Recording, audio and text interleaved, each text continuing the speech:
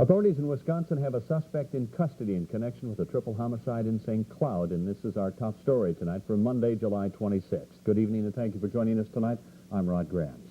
St. Cloud police have arrested a suspect for the brutal murders of a mother and her two daughters. 34-year-old Dale Steinbuck is behind bars in western Wisconsin after being picked up on a drunk driving charge last Wednesday, the same day he's suspected of killing his family. Susan Austin has the story. Dale Steinbuck is expected to be returned to Minnesota in the next few days for the murders of his 38-year-old wife, Geraldine, and her two children, 12-year-old Jessica and 3-year-old Ashley. Their bodies were discovered Saturday, 4 days after Steinbuck was arrested in Wisconsin. He was apprehended in Wisconsin near Eau Claire. Apparently had driving under the influence and had, we believe, a collision with a semi. Authorities believe Steinbuck killed his family earlier that day. Geraldine, they say, was beaten to death. The children were strangled.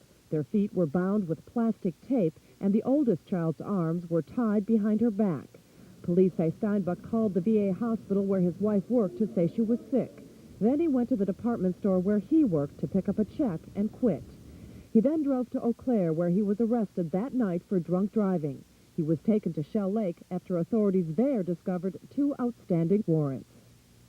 The family says they knew there were problems with the marriage, but that Geraldine had told them she could handle things on her own. She was no stranger to domestic abuse. She served on the board of a women's shelter here in St. Cloud for several years, and had even sought refuge there during her first marriage. She was very committed to the issue of ending violence against women. Jackie French, assistant director at Women's House, says knowledge of the issues is not always enough.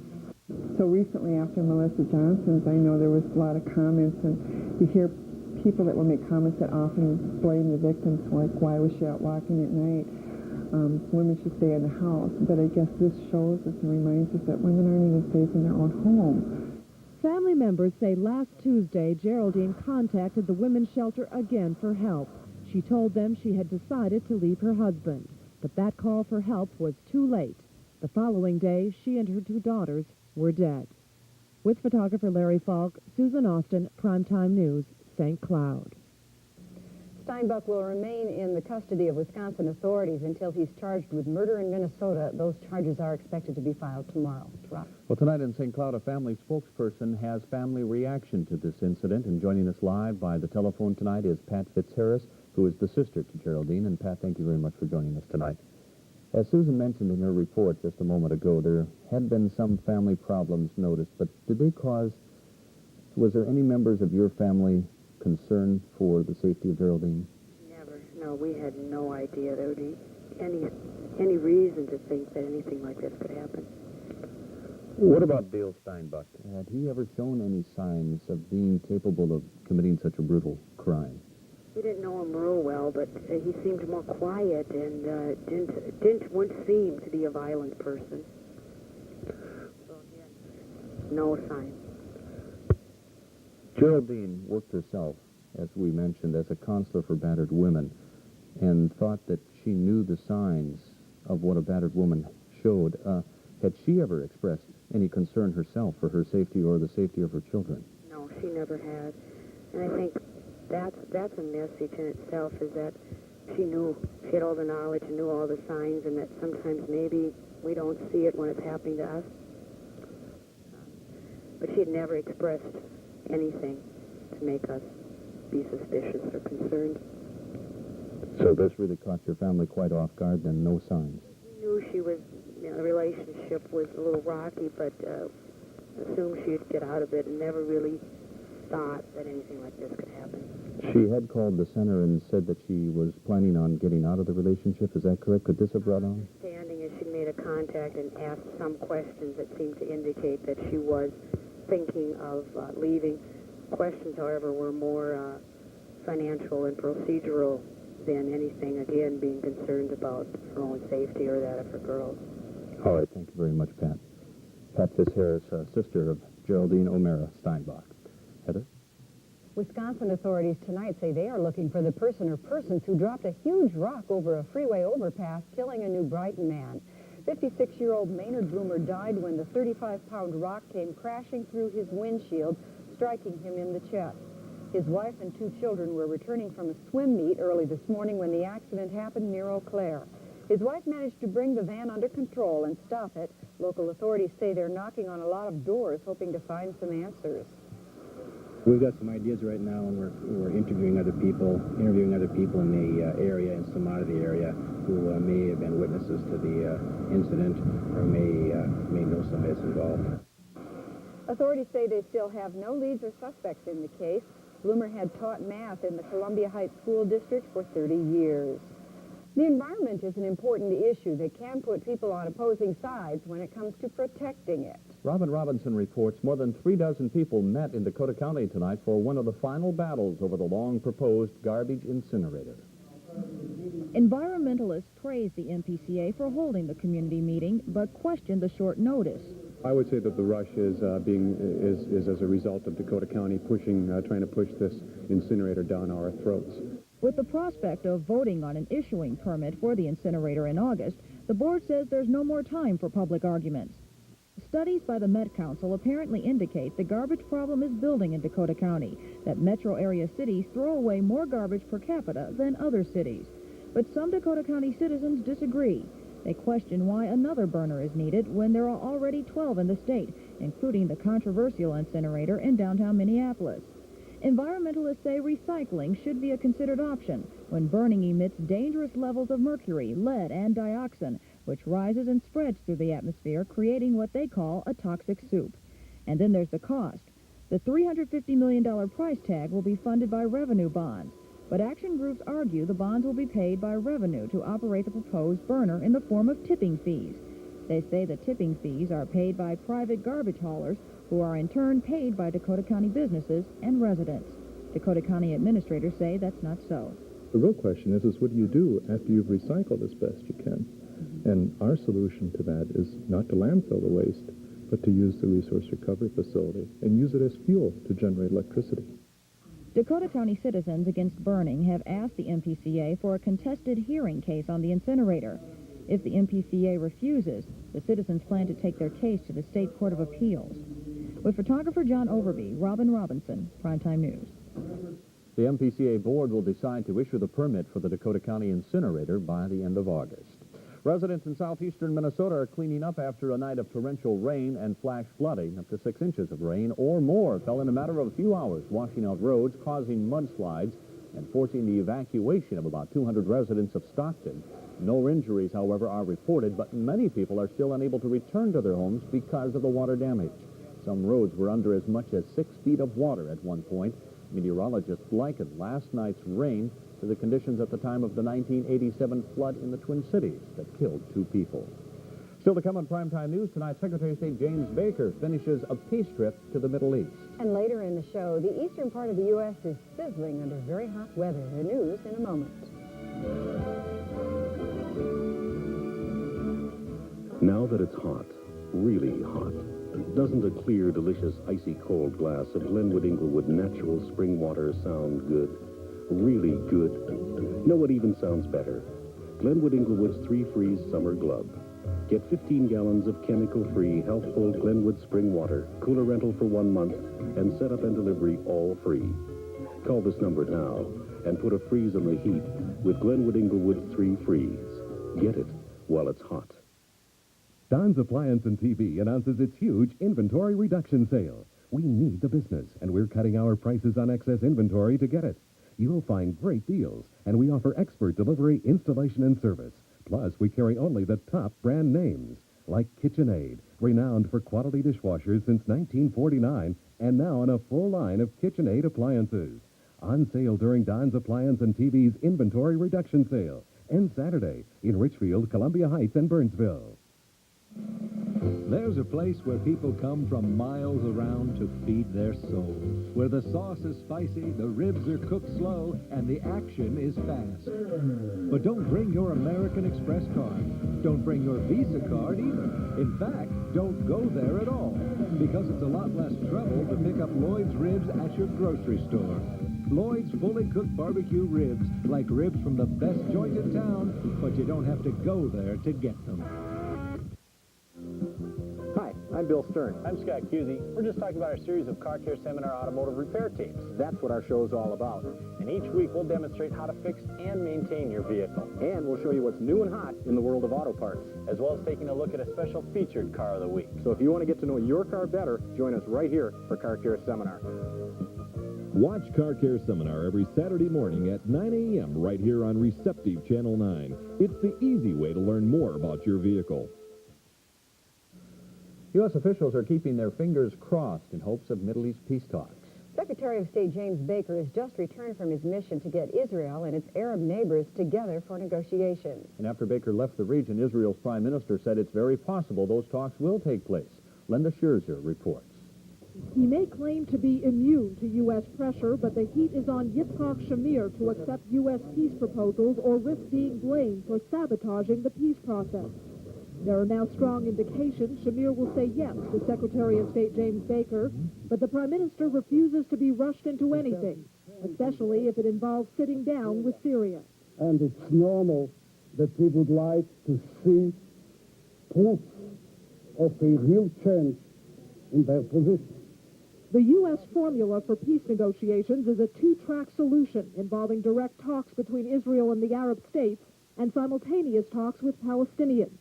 The plan calls for a joint U.S.-Soviet sponsorship, for a passive role for a UN representative. Talks would be face-to-face between Israel and its Arab enemies, but the conference could reconvene if each party agrees. Baker has already lined up Syria, Jordan, and Lebanon, and he has told Shamir there is an historic opportunity to end the 43-year state of war. Sources say Shamir may be willing to give up his long-standing opposition to a role for the UN and will agree in principle to reconvening the conference so long as each party has the right to back out. The stickiest issue is still Palestinian representation, which the Israelis want to control, especially by preventing any Palestinian from East Jerusalem, part of what Israel claims as its capital, from joining the delegation. Palestinians reject that. The question of Palestinian representation is an intrinsic and independent Palestinian decision. Cabinet ministers like Ariel Sharon, who have no intentions of stopping Jewish settlements, say that the Gulf War proved that dictators like Saddam Hussein and Syria's Hafez Assad have not changed their views on Israel. We are facing a hostile Arab world, and we don't see even the slightest change in the Arab world, the same hatred. There is no change whatsoever. Leaders on the left see more serious consequences if Shamir fails to join the peace process. Israel will isolate herself in the eyes of the world, and instead of a process of peace, we shall have to face a process of confrontation. Deep down, say analysts, Shamir does not believe that Assad has really changed his attitudes towards Israel. But if Assad has shifted his position in favor of the U.S. peace initiative, analysts say it may be time for Shamir to test Syria's intentions. Linda Scherzer, CNN, Jerusalem. President Bush is urging Israel to halt Jewish settlements in the occupied territories. He made the plea as he wrapped up his visit to Turkey. Bush met with Turkish President Turgut Özal before leaving the country and expressed hope for closer relations with the Turkish government and its people. Turkish-American ties date back more than 200 years, but our goal must be more extensive political ties, deeper security ties, broader economic ties, and more enduring commercial ties.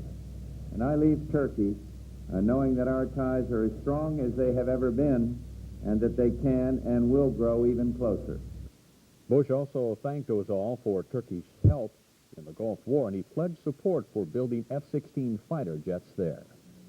The commander of Operation Desert Storm is saying goodbye to the Middle East. General Norman Schwarzkopf is touring the Gulf region before he retires in August. Today, he was awarded the Distinguished Order of Kuwait by the emirate of the country U.S. troops helped liberate. Schwarzkopf praised Kuwait's reconstruction efforts, saying the country looks cleaner and brighter since his visit in April. About a third of Kuwait's burning oil wells have been put out. The U.S. government may be putting extra effort into an investigation of a photo that allegedly shows American MIAs from the Vietnam War. Unidentified sources say the Assistant U.S. Secretary of State and a Defense Department team will fly to Vietnam and Laos to try to find out the origins of the picture. The photograph purportedly shows 3 American flyers who were shot down in the late 60s and early 70s. Relatives of the three men say they are convinced the photo is genuine. The picture was given to the Pentagon last September. The lettering on the sign in the photo is being deciphered. A Nashville judge claims it could mean the men will be executed in November. Clashes today in Croatia left at least 20 people dead, according to local reports. The embattled republic is to meet soon with the federal government to discuss that country's future. However, in a televised address today, Croatia's president warned his people to prepare for war. Coming up next on Primetime News, find out how one northeastern town is coping with garbage. And how they're laughing all the way to the bank. The news will return in a moment.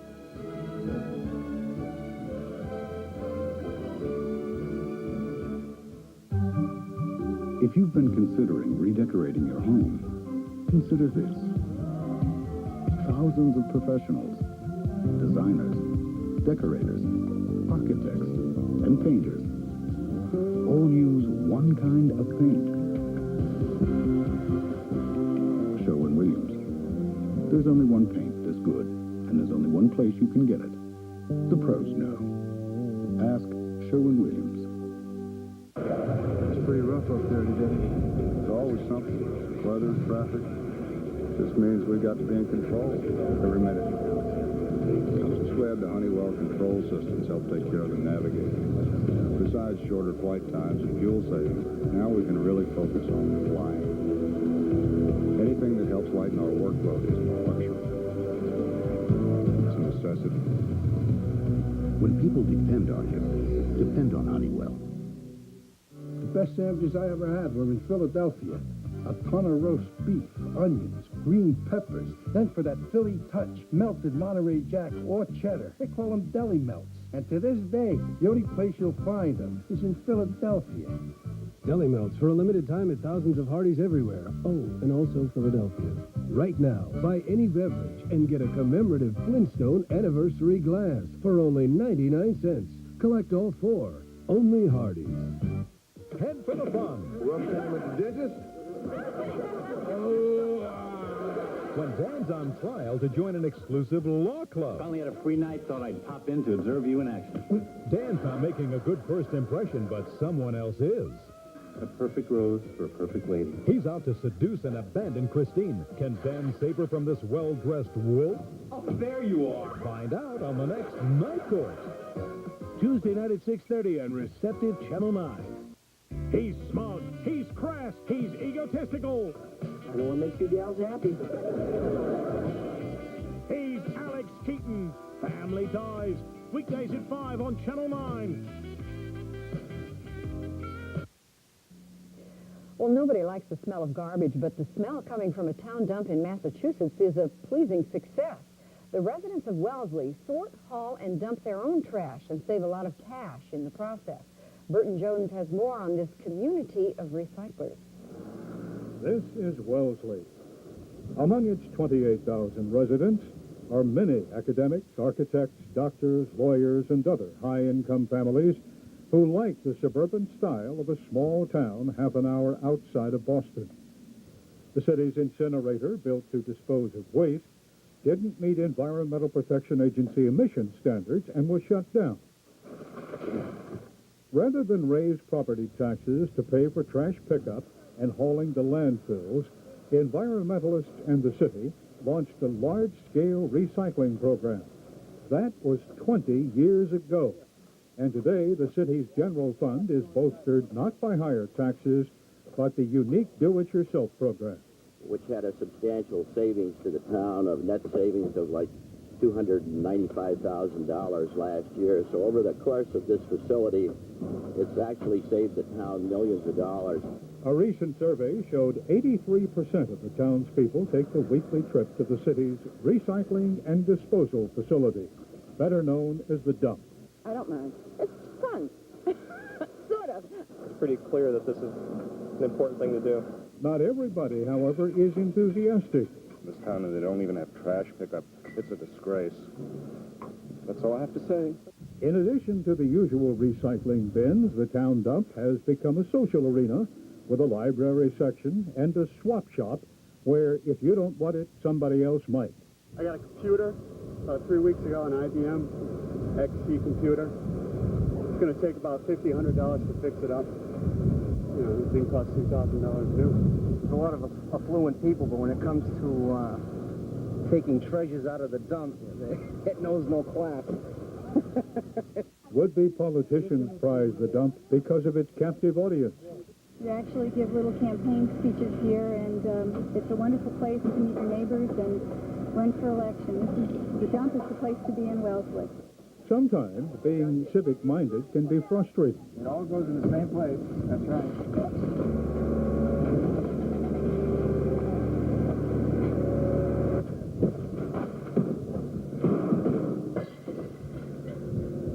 Wellesley officials say they now recycle about 40% of their waste stream, and they hope to increase it to 50% in 2 years. Burton Jones, CNN, reporting. The Clean Air Act is the focus of hearings on Capitol Hill. House lawmakers are trying to find out if the Bush administration subverted that legislation. A report claims the Department of Energy, in connection with the electric utility industry, pushed pro-industry rules into Clean Air Act regulations. One lawmaker says, in effect, the Energy Department took over the job of the Environmental Protection Agency. The subcommittee staff report that I am releasing this morning clearly demonstrates a rulemaking process that went sadly awry. Critical components of this rule were drafted not by EPA, the agency charged by Congress with responsibility for clean air regulation, but by the U.S. Department of Energy. Never before has EPA rulemaking process been hijacked in this fashion. The fingerprints of the electric utility lobbying group, the Edison Electric Institute, are all over the DOE's intervention. One Energy Department official says it's her agency's responsibility to apply its expertise to Clean Air Act implementation. Environmental officials in California say an experimental cleanup method appears to be working on a toxic chemical spill there. A derailed train recently dumped nearly 20,000 gallons of weed killer into the Sacramento River and Lake Shasta. For the past few days, crews have been pumping air into the waterways trying to break down the toxins, and officials say that it appears to be working. Fish reintroduced to the water appear healthy, showing no signs of absorbing any of the toxins. The water is fine in Philadelphia, but many people may soon be banned from using much of it. City officials have declared a water emergency because people are opening fire hydrants in an effort to beat the heat. Water reservoirs are at half their normal levels, and a spokeswoman says the city could be out of water soon if people keep opening the hydrants illegally. Well, running through the sprinkler sounds like a fun thing to do these days.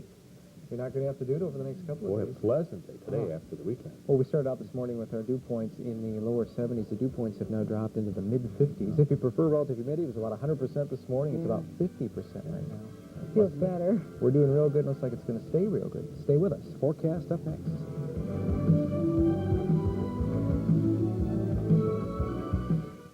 Hi, we're Bert and Bonnie Noterman, your hosts at Lion's Tap. Home of the famous award-winning hamburgers. The recipe to our success is not only in our hamburgers, but in how we advertise. We know Consumers' Choice is working for us, and it can work for you, too. Lion's Tap is famous for their delicious hamburgers. Consumers' Choice is famous for advertising that works. So give us a call now. High finance charges make purchases on credit extremely expensive. At Best Buy, get 0% financing for 1 year on any TV, VCR, or camcorder over $250, including Panasonic. Interest rates are astronomical. 0% financing on all TVs, VCRs, and camcorders. If a low-interest situation presents itself, one should take advantage of it. 0% financing for a whole year on top brand video, including Panasonic. Think about it. 0% financing on all video now at Best Buy. Any questions? What can you get at Subway? Well, you can get a roasting sub, a tuna sub, or ham and cheese, a seafood sub, or any one of Subway's tasty recipes. And you can get a lot of crispy fixes piled on as you please on any given number of our salads, subs, or BFTs. And every single sub we make has crispy vegetables galore and fresh delicious bread. We make in every single Subway store. And maybe like 100 ways to have them made, or maybe more. So come and get a sub today, 'cause here's what you can get one for. Subway, for just $1.69, you can get a real mouthful. It's a sizzling summer sell-a-thon here at Towsley Ford. Sell-a-thon prices plus special long-term financing available starting at 2.9 APR. to keep us the Northland's #1 Ford dealer. Over 1,000 vehicles, best selection in the 5-state area, including a special purchase of 10 wall-dock conversion vans, all at once-in-a-lifetime sell-a-thon price of $13,995. That's right, a brand-new conversion van for just $13,995. Sell-a-thon savings at either location, Towsley Ford and the Towsley Truck Center here in White Bear Lake. The rainfall map is in from the Department of Natural Resources, and this is the way things shaped up for the past week. That'll be the week ending today, July 22nd. Most of the state reported less than an inch of rainfall, but there were some very wet spots, especially out near west central Minnesota, around Montevideo, where 2 to 4 inches were reported, and also a stripe of heavy rain that fell both the last night and during the week last week from about Windham through Mankato to near Winona. This is the area that really got blasted last night. Portions of Wabasha and Winona County both reporting in excess of 6 inches of rainfall, resulting in that heavy flooding across southeastern Minnesota. Those wet spots are going to get a chance to dry out over the next couple of days and probably through much of this week. The upper-level wind forecast shows a huge ridge of high pressure bubbling up over the prairies of western and central Canada, with low pressure dropping down in eastern Canada. You can see what that does to upper-level wind flow. Upper-level winds have been blowing out of the southwest for the past several days, allowing a lot of that Gulf moisture to come northward. Now they're going to be blowing out of the northwest, the dry interior of Canada. That should keep our weather dry for the next several days, and along with that, temperatures probably just a little bit below average. Well, today here in the metro area, we were not below average. We started out fairly warm, and it was also very humid. And this evening, you may have noticed a sundog or two as the sun began to set with those cirrus clouds in the sky. 86 degrees for our high temperature. Morning low was 73, a very sticky, stifling overnight low. 105 on this date, a record in 1934. And since midnight, 6/100ths of an inch of rain reported at the airport. Sunrise 5:49. Now it sets about 8:50. That'll be for tomorrow. It's partly cloudy now. 74 degrees, the dew point a comfortable 54. You can sure feel that. Relative humidity 50%. Northwest winds are at 10. And the pressure just above 30 inches, and it's rising. Comfortable readings over most of Minnesota and Wisconsin this evening. 68 degrees at St. Cloud, 61 International Falls. Look at the steamy air off to the southeast. Milwaukee still at 84. They were in the mid-90s today. And 68, as I said, St. Cloud, 69 at Redwood Falls. Temperature should be in the 50s over most of Minnesota by morning. Here's a front that came through the Twin Cities earlier on this morning. Out ahead of it, it's still steamy. Behind it, though, we have a large ridge of high pressure building up over western Canada. That, in conjunction with this low pressure center up near Hudson Bay, is what's feeding down that cool, clean Canadian air. And that's going to be the case. These systems not moving much at all over the next couple of days. But along the leading edge, again, we have had some violent weather erupting, some heavy thunderstorms, especially right along that cold front. A couple of watch boxes up tonight from central Iowa on down through northern Missouri and into central portions of Illinois. Some heavy rains also reported in eastern Colorado, across the high plains there, and in central New Mexico in the mountains.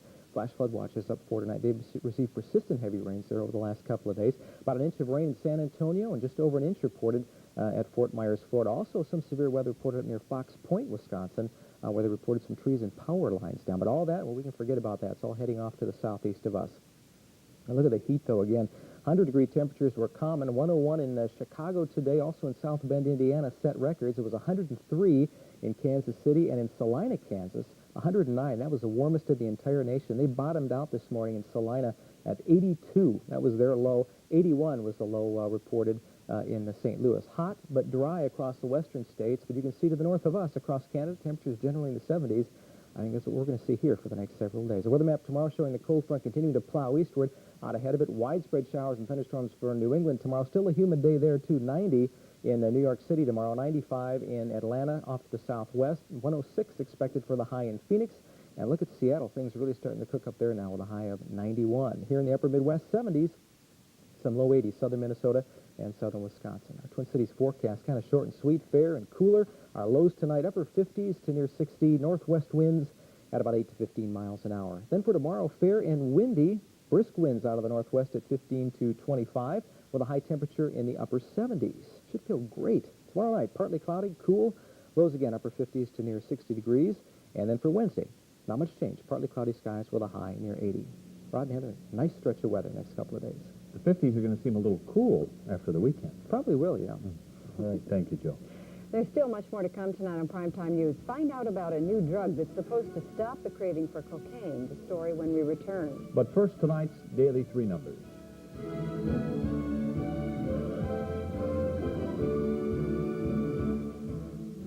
When you have a corn, the bigger it gets, the smaller your shoe feels, and that can be extremely painful.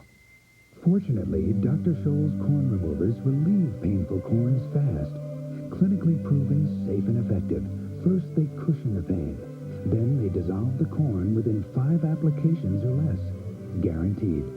So buy Dr. Scholl's corn removers and get back into things. They're built with pride, quality, commitment. For over 65 years, the Ford Twin Cities Assembly Plant has been building America's best-built, best-selling trucks.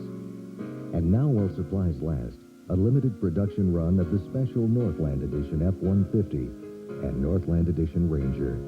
Built right, here in the Northland, by your friends and neighbors at your Quality One award-winning assembly plant. It happens on special days. My heart goes pitter-patter. What's the matter? Let's get at it. Grabs my leg, throws me over his shoulder, and takes off running. This is very suggestive. And you can only get it on Love Connection.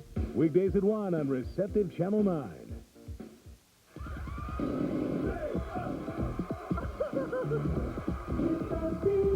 Wow, what a week to stay up for. On Monday, it's the outrageous Aussie band of Iris, plus Ray Dawn Shaw. Then later in the week, Grammy winner Bonnie Raitt, retro rocker Lenny Kravitz, and sexy Shaka Khan, plus young hunk Richard Grieco, and Hollywood heavyweights Mel Brooks and Rob Reiner. It'll be one great week, so stay up for the Arsenio Hall Show. Tonight at 10:35 on Receptive Channel 9. Alex is jumping for joy on the next Family Ties. I got the job. What? He's thrilled to be working at the bank. But for a woman... What are you smiling? Well, you look so cute when you're giving orders. Meet Alex, the new age man. Alex P. Keaton welcomes a woman as a boss, especially a cute little tomato like that Miss Ryan. He's investing in love. It's exciting, isn't it? And the interest rate is going up on Family Ties. Tuesday at 5 on Receptive Channel 9. Coming up next on Primetime News, a popular night spot closes for a second time because of an ongoing dispute with City Hall. Road construction is a nightmare for most Minnesotans, but it appears that despite the city's efforts, one local arts organization may fall victim to the tangle of torn streets. Nicole Nemi brings us the story. For many years, Ruby's Cabaret has been an important part of the Minneapolis art scene. But because of this road construction nightmare, the once thriving theater is now at a dead end, and nobody seems to know what to do to save it. People are very nice at City Hall, but they're not doing anything. And by the time they're going to get anything done is not going to be soon enough to save my situation. Lear's situation began when both the Army Corps of Engineers and the city decided that the 5th Street Bridge should be torn down. Bids were taken. One of the bidders chose to challenge that entire process in court and basically put a freeze on the project. Well, rather than the Army Corps of Engineers also slowing down and saying, all right, we'll take it a step at a time, they decided to order the demolition of the bridge, so we're now stuck with the demolition of a bridge and an inability to move forward with its replacement. So now the bridge is indefinitely out of order, and despite new road signs, Ruby's Cabaret is almost hidden amidst the debris. Deputy Mayor Rip Rapson says that the city accepts responsibility. We're not being sufficiently responsive to the economic environment of the community. And here you have an ongoing business that has contributed in lots of ways to the economic vitality of the warehouse district, and we're making it virtually impossible for them to continue their operations. Ruby's has been a victim of city planning before. The club, originally located on East Hennepin Avenue, was shut down in 1987. They were essentially condemned out of a building that the city ended up not using. And I think that, in retrospect, it was a very poor decision on the part of the city. The cabaret is scheduled to close on August 18th, but Lear hopes to reopen again in the near future. With photographer Rod Warminger, this is Nicole Nemi for Primetime News. Researchers at the University of Minnesota say a drug used to fight epilepsy may reduce a person's craving for cocaine. A 3-week study involved the drug carbamazepine, which is the largest-selling anti-epilepsy drug in the United States. Researchers studied 32 cocaine users in the Twin Cities and found the frequency and the amount of cocaine used declined. Pharmacologic effects, medication effects, in the absence of any motivation or coercion for treatment make a difference. We were able to show with these patients that a 23% reduction in cocaine use based on urines that we collected every day in these patients. And if we look Results of the study appear in the July issue of Clinical Pharmacology and Therapeutics.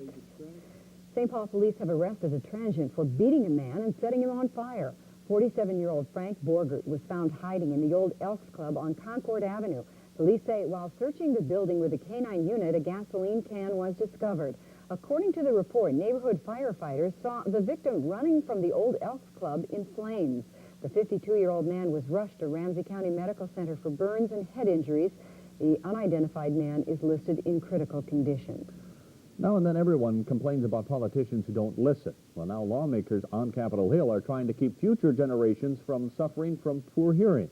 The U.S. House Committee on Children is hearing testimony on the effects loud noise is having on our nation's future leaders. Just as parents require infant car seats, seat belts, protective goggles, and helmets for their children, parents must teach children to move away from intense noise and make earplugs and earmuffs a part of everyday life. Teenagers and adults must set good examples in ear defense. Noise-induced hearing loss is an issue for children, for youth, and for families. And noise-induced hearing loss is preventable if we work together. The committee will also examine educational programs that teach children about protecting their hearing. Embattled Los Angeles Police Chief Daryl Gates is calling it quits. He says he will retire in April. Gates made the announcement in a videotaped message to his men. His decision to step down follows months of criticism following the videotaped beating of a black motorist by LAPD officers. Ann McDermott reports. The beleaguered Los Angeles Chief of Police taped a special message for his troops today, a message that ended months of speculation. I've selected the month of April 1992 as the month I will retire. Few were really surprised that Daryl Gates was finally leaving, ever since the notorious Rodney King incident in which several LAPD officers were seen on videotape beating a black motorist. It seemed Gates would eventually go. But despite protests and petition drives to oust him, Gates refused to be budged. I'm just not going to do it. Then earlier this month, the independent commission charged with investigating the LAPD in the wake of the Rodney King incident came out with a scathing report that accused some on the force of tolerating racism and brutality. It also suggested the chief's tenure be limited to 2 5-year terms and pointedly noted Gates had held that post already for more than 13 years. For a time after that, Gates still stood his ground until he decided he would help with the transition of a new chief, then stepped down. Already, speculation on who will replace Gates as head of the 8,300-member police force is rampant. The orderly process to replace Daryl Gates is beginning. Mayor Tom Bradley, no friend of the chief's, was pleased with word of Gates' retirement. I wish that this matter had been resolved earlier, but I'm not going to haggle over that. Today, we got the word. Some on the force, though, were sorry to see Gates go. I think everybody in the department respects him. I think he's a good leader, and I hate to see him go. Gates has been the focus of lots of controversy in the past. Once, for example, he suggested casual drug users be shot, but he was always able to dig in and hang on to his job. Now he says he will step down. Ann McDermott, CNN, Los Angeles. One of the biggest child abuse cases in U.S. history began today in North Carolina. 7 workers of the Little Rascals Daycare Center in Edenton are accused of sexually molesting more than 24 children. The defense claims the charges are untrue and the result of public hysteria. The trial has been moved 85 miles away from Edenton because of intense publicity. The proceedings could take several months. In other news tonight, a pair of Siamese twins that had beaten the odds against death for years have died. The twins, Ruthie and Verena Caddy, were considered a miracle in the medical arena. They were originally given 1 year to live, but managed 7. They were born, joined from the sternum to navel, sharing a single 3-chambered heart. Their mother said that didn't keep them from living life and enjoying life with other children. A collision took place this morning between 2 ships off the coast of Washington State. It appears a Japanese fish processing vessel was struck by a Chinese freighter. Apparently nothing happened to the Chinese freighter, but the Japanese ship sunk. There were actually 85 people in the water initially. At this point, we have recovered 84 of the 85. We're still conducting searches for the 1 remaining person. Of the 84, there are 2 that require more serious medical attention. All the folks are being brought into Nia Bay, which is on the northwest tip of Washington State, where we have set up a triage site. The Coast Guard is still on the scene, hoping to find the last crew member. And when we come back, find out what's happening in the world of high finance in Tonight in Business. And closing arguments are underway in the Midwest federal fraud trial. Stay with us.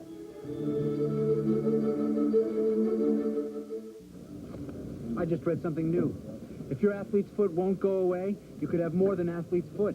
You could also have a secondary yeast infection. That's right, yeast. It burns and itches just like athlete's foot. To solve this problem, you need Mycotin. Only Mycotin cures both athlete's foot and secondary yeast infections with miconazole. Oh, thanks. So why treat only half your problem? Step up to the cure. Step up to the Mycotin. At Menards, you get brand name quality and big savings. Stock up your workshop with Skill Power Tools. This VSR drill is just $34.99. This circular saw is just $39.89. And Olympic Water Guard multi-surface or wood sealant will protect your home against water and sun damage. Your choice, just $6.88 a gallon. Check out the brand name savings at Menards. Save big money at Menards. Did you know the 91 Chevrolet full-size pickup is America's #1 selling truck? And right now at your Heartland Chevrolet Geo dealers, you can get more and save up to $2,000. 91 Chevy Silverado. Air conditioning, AM/FM stereo cassette, tilt wheel, speed control, Silverado trim, and much more. All this option package equipment saves you up to $2,000 in discounts and cash back when you buy now. At your Heartland Chevrolet Geo dealers, America's #1 selling truck and up to $2,000 savings. Hurry. You okay? I feel so frail, not square like you. Quaker Oat squares are more than just square. Whole grain oats sprinkled with brown sugar, and we stay crunchy. Now I am depressed. Quaker Oat squares. You'll love them from square one. It's bizarre. Remember, tomorrow is Trash the Teacher Day. And you never know what'll happen next. Can I keep the toaster and come back next week? Weekdays at 5:30 on Receptive Channel 9. Tonight in Business, the contractor on the Bloomington Mega Mall has been fined $32,000 following the death of one of its employees. The Minnesota OSHA office issued the citation and fines against Super Sky contractors for the collapse of a scaffolding in which one man fell 70 feet to his death. AT&T is telling its customers to be aware of con artists who trick them into revealing their calling card numbers or accepting long distance. The annual bill for telephone scams directed at consumers is estimated to be at $1 billion a year. TWA and American Airlines have joined the bidding war for what's left of financially troubled Pan Am. The joint offer is for $310 million, and they would then turn around and divide up the airline. Delta and Northwest have already made offers for parts of Pan Am as well. And in other airline news, today Northwest says it has signed an agreement in principle to manage the Trump shuttle. Northwest says the agreement is subject to meeting certain labor, regulatory, and tax issues. In stocks of national interest, the day's gainers were CNS Sovereign, Reebok, and Bankers Trust. The losers were Liz Claiborne, NCNB, and Consolidated Rail. In regional stocks, the gainers were Fuller, Hahn, and TCF Financial. The losers were Winnebago, Northwest National Life, and AirTran. The Dow Jones dropped today about 3.5 points, stayed pretty stable, though, over that 3,000 mark on moderate trading of nearly 149 million shares. It is a trial that has dragged on for 5 months, but today was the day both sides began their closing arguments in the case against former Midwest Federal Chairman Harold Greenwood and 3 other officers of the now-defunct Savings and Loan. The jury has listened to hours and hours of testimony, and now the end is in sight.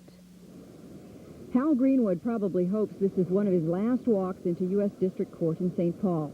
Closing arguments began today, and both sides were loaded with ammunition. Hal Greenwood, Executive Charlotte Masika and Robert Mampel, and Greenwood's daughter, Susan Greenwood Olson, stand accused in over 40 counts of failing to tell regulators and Midwest bond buyers in 1987 and 88 that the erosion of the financial asset Midwest had bought from Greentree Acceptance Corporation had put the thrift underwater. Greentree is a Midwest subsidiary specializing in mobile home loans.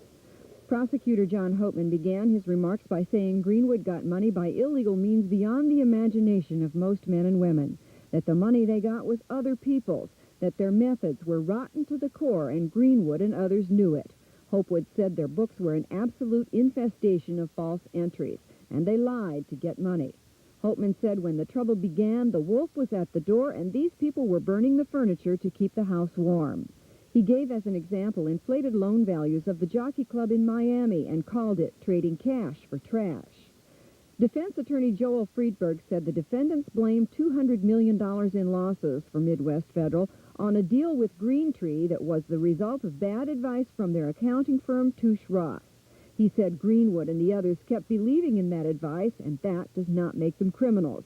He said there's a difference between people, not perfect people, trying to do a good job under adverse circumstances, and a criminal.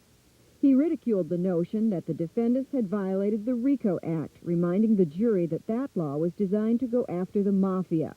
He argued, what we've got here is a manifestation of the government's need to come up with a scapegoat for the failure of savings and loan companies. The defense will continue its closing arguments another 2 days, followed by a rebuttal by the prosecution. After the judge's instructions, the jury could get the case on Thursday. Attorneys were estimating the jury could deliberate 12 to 18 days. Primetime News has just learned that there has been an arrest in the killing of a Minnesota driver crushed by a chunk of rock tossed from a highway overpass. Eau Claire, Wisconsin police say a suspect has been taken into custody tonight and is being held at the Eau Claire County Jail. The jail supervisor is preparing a statement for the media at this time, and as soon as we have more information on this story, we will, of course, pass it along to you.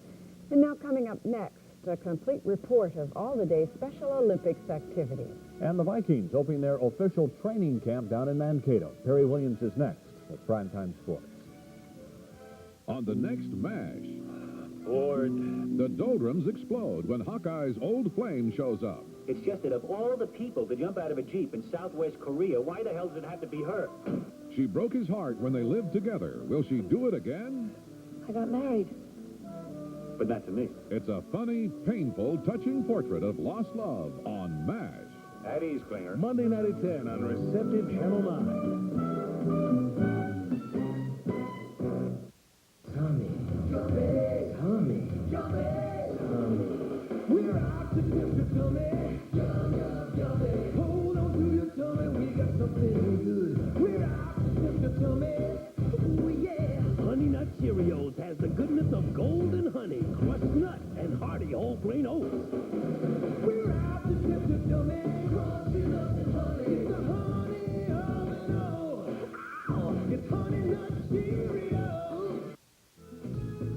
Come with us to the best nightclubs in town. No cover charge or waiting in line. Call White Knight Limousine Service, 944-LIMO.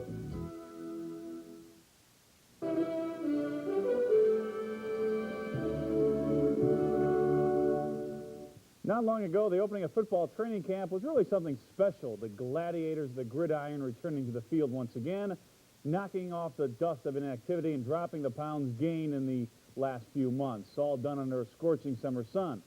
But with the advent of various mini camps, the first day of Mankato State for the Vikings today was perhaps less dramatic than in the past, but still there's plenty of tradition, work, and sweat.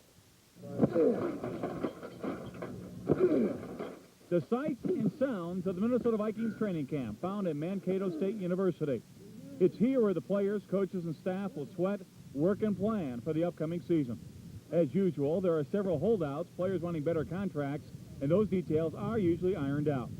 But for those reporting, they are going about their business now under the hot July sun.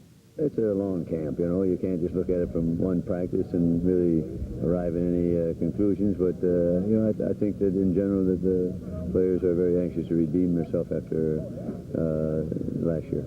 The training camp story is also full of subplots. What newcomers will make the team, forcing veterans out? What star player will return from an injury?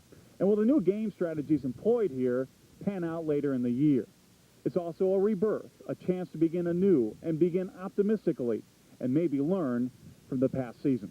There are plenty of lessons to be learned from the 1990 season, a real education for a team some experts predicted would emerge as a Super Bowl champion. Instead, a 6-10 record, the result. Several key injuries along the way, but it does give the team something new to shoot for now in 91. Every year, no matter what, you have to have something to prove. I mean, that's what it's all about. I think after a 6-10 season last year, and with all the injuries we've had and with a lot of the negative things that have happened in the past, we're trying to bury that. We want to move on. Like I said, we just got to march forward and get this thing on a roll. Well, I think that this team still matches up talent-wise with anybody, and if we can get our heads on straight and have the attitude that it takes to be a championship team and put the hard work and sacrifices in that it takes, there's no reason we can't win at all. Well, here are some key dates for the Vikings. The passing scrimmage will be at Mankato next Sunday. The first preseason game at New Orleans, August 3rd. Final roster cuts to 47 will be August 26th. Then the season opener in Chicago against the Bears, September 1st. The Twins were involved in interleague baseball today, but only an exhibition. The Hall of Fame game against San Francisco, the Twins winning it by the score of 6-4. They'll play again for real at Detroit tomorrow night. In action tonight, Milwaukee at Chicago in the White Sox first. The Sox have runners on first and second. Carlton Fisk at the plate. And it's a looping single to left. And Robin Ventura comes around to second, from second to score, making it 1-0 Chicago. Top of the second for Milwaukee. Bases loaded. Dale Swaim, deep left, off the wall for a double. Candy Maldonado will score. Dante Pichette will score. And on the play, Rick Dempsey will try to score. He is out. And that made it 2-1 Brewers, but it's now in the sixth, and they're tied 4-all. Texas leading Roger Clemens and Boston 2-1 in the seventh. Pittsburgh loses to Atlanta, and Houston getting bombed by St. Louis. At the Tour de France cycling race today, Greg LeMond battled a fall, swollen feet, and temperatures of more than 100 degrees, but he still picked up ground. He finished second in the 134-mile, 16th stage of this race, but the overall lead still belongs to Miguel Indurain of Spain. LeMond is fifth, less than 5 minutes back. Another busy day for the International Special Olympic Games here in the Twin Cities. A lot of great competition and fun. There's also a visit by Twins Hall of Famer Harmon Killebrew, giving some special batting tips at the Entertainment Expo this afternoon. It helps me to understand that no matter who you are or where you come from, that there's something that you can do to help yourself and your country. Tomorrow afternoon at 3, Harmon will be joined by fellow Hall of Famer Rod Carew at the batting cage, providing help and maybe inspiration to such softball groups as Team Minnesota. After months of hard work and softball practice, Team Minnesota is competing in the International Special Olympics. Several times this spring, the players from across the state would gather and work on their batting, throwing, and catching. Now that the games have finally come, so has their moment to shine on the diamond. We've got a real good club. We've got 17 young men from all over the state of Minnesota, Duluth to Redwood Falls, Rochester, Mora, all over. And I think we're going to represent state pretty well this July. These athletes received some earlier coaching by Hall of Fame baseball player Willie Mays. But it's their own desire and heart that has formed these individual athletes into a cohesive unit and learning the value of working together as a team. What's the great fun you have playing in the softball? Play as a team and get good practice and become better. Well, I think it's just great for the athletes themselves. That's why I do it, for the joy that I see the athletes get out of the competition and the international competition. It's really great. It's all for them. As a softball coach, what have been some of the nice surprises for you? Being selected to be the coach of the Team Minnesota softball and working with these young men. It's just great. Great bunch of guys. Gymnastics going out to the St. Paul Civic Center. On the hand, former gold medal winners. Bart Connor captured gold for the U.S. men in the '84 Olympics in Los Angeles. And Nadia Comaneci for Romania in the 76 games. The gymnastics competition running all week features 6 participants and 1 alternate from Team Minnesota. It's all going on at St. Paul Civic Center at the main arena and Roy Wilkins Auditorium. And our International Special Olympics practice tonight brought to you by me. More than 1,100 cans of bug spray will be supplied for the athletes and volunteers this week. So I guess the only flies you'll see will be at the softball. Hey, all right. Thank you, Perry. We'll be back right after this.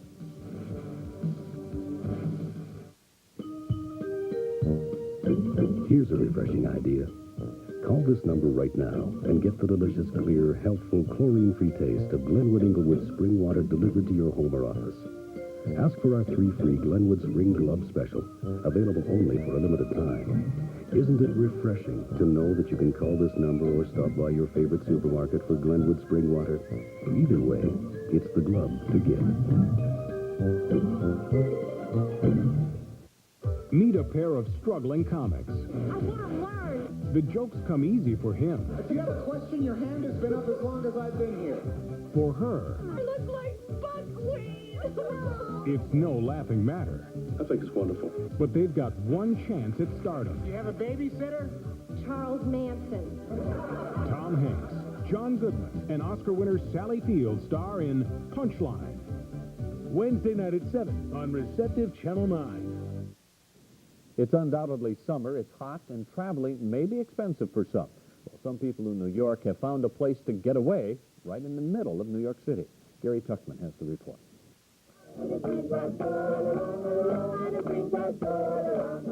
At first appearance, this looks like a fairly typical camping outing. It's readily apparent that this New York City youth group is having a good time belting out the tunes next to the fire. But while this campground may look typical, it's anything but. When one thinks of camping, visions of wide open spaces in the country usually come to mind. But this campground is a lot different. That's because it's in the middle of New York City's most populated borough, Brooklyn. And even more out of the ordinary, it's in the middle of New York's first airport. The airport, Floyd Bennett Field, opened 60 years ago, and some of America's most famous pilots flew out of the facility. Howard Hughes established an intercity speed record there in the 1930s. Douglas Corrigan meant to fly from Bennett Field to California in 1938, and instead ended up in Ireland, earning the legendary nickname Wrong Way Corrigan. Today, Bennett Field's reputation lives, but the airport doesn't. Commercially unsuccessful, it closed almost 2 decades ago. Planes still fly close by, but they're on their way to nearby Kennedy Airport. Bennett Field is now an airport only in memory. And for the campers who now set up their tents where pilots used to set up their flight plans, it is just as good as being in the middle of the country. You can go on hikes, and you have a lot of fun eating, and everything's fun, especially around here. As the sun goes down and the moon comes out, it's not hard to imagine this being Yellowstone or Yosemite, and not an old airport in Brooklyn. What's the most fun, do you think, about this?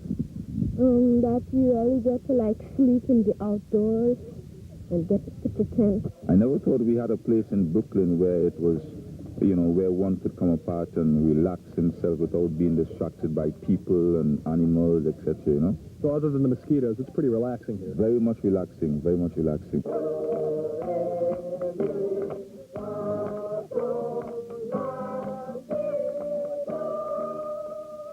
Gary Tuchman, CNN, New York. We have more information on one of our earlier stories. Eau Claire, Wisconsin authorities say 3 teenagers have been arrested in connection with the death of a Minnesota driver. Police think the kids threw a 35-pound rock off an overpass on I-94 at County Trunk Highway Double E, just 59 miles from the Minnesota border. A spokesman for the Eau Claire County Jail says they don't know where the juveniles were picked up or what led to their arrest.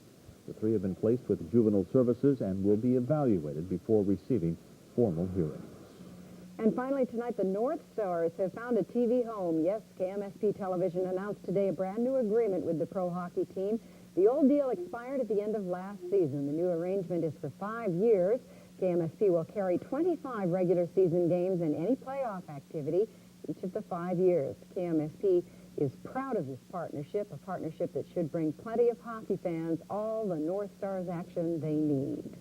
And the Stanley Cup, maybe. Yeah, well, we came close. We can do it again. Great day shaping up tomorrow for some windsurfing, maybe 15 to 25-mile-an-hour winds and sunny skies, highs in the 70s. All right, Joe. Thanks very much. And thank you for joining us this evening. We do appreciate it. Good night, everyone. Good night.